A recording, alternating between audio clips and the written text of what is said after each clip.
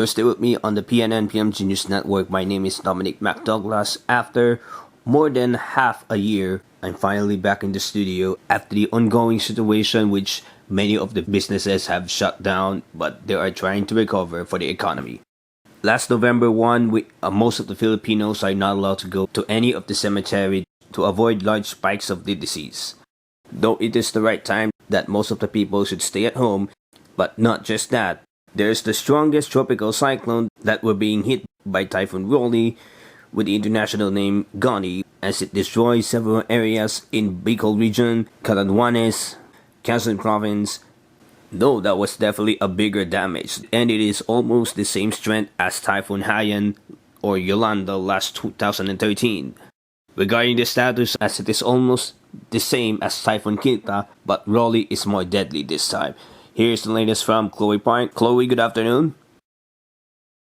Dominic, the path between Typhoon Quinta and the Super Typhoon Rolly is closely the same as per review of the forecast tracks in the past few weeks. There is a cone of uncertainty in which it could hit between northern or central Luzon, though this was the first time since they added the signal number 5, in which it gains the maximum sustained winds of 220 km per hour and above.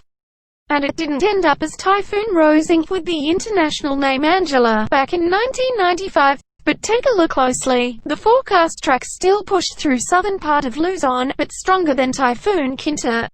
Okay, I'm going to give out the timeline in order.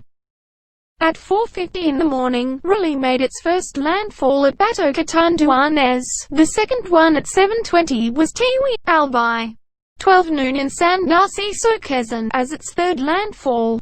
And the fourth landfall at 5:30 in the afternoon, in Lobo, Batangas.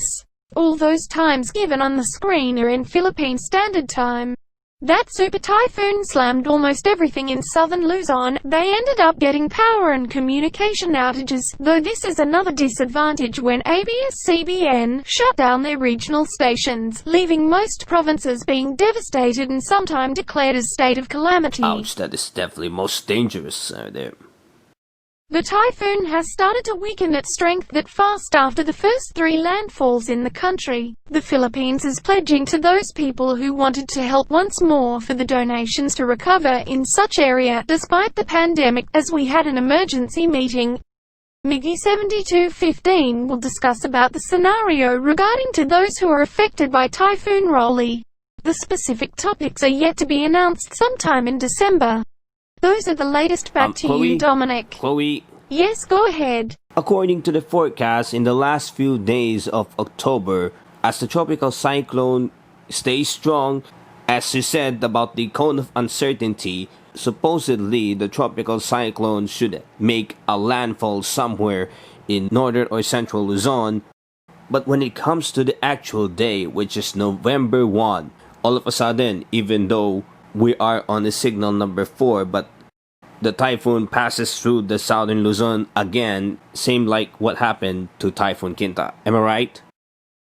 Unfortunately, yes. There's always changes when it comes to path that was supposedly expected to hit on the upper part, but this time it is the strongest and even deadliest than Typhoon Quinta, which the Super Typhoon Rolly hit major parts of southern Luzon, including Catanduanes and Quezon province.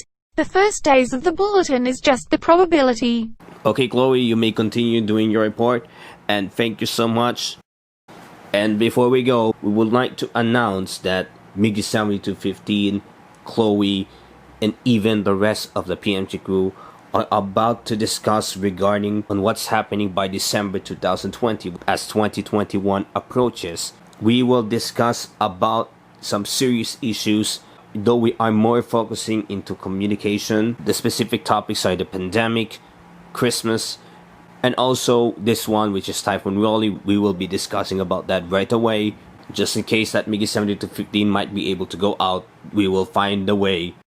And even though some of the viewers are watching right now, just because ABS-CBN has shut it down several regional networks, which it ended up, which is actually the most destructive event, which nobody can get the real source, though they are really unprepared for that.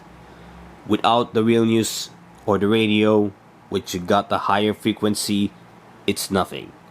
So please guys, We definitely need your help. The country needs you.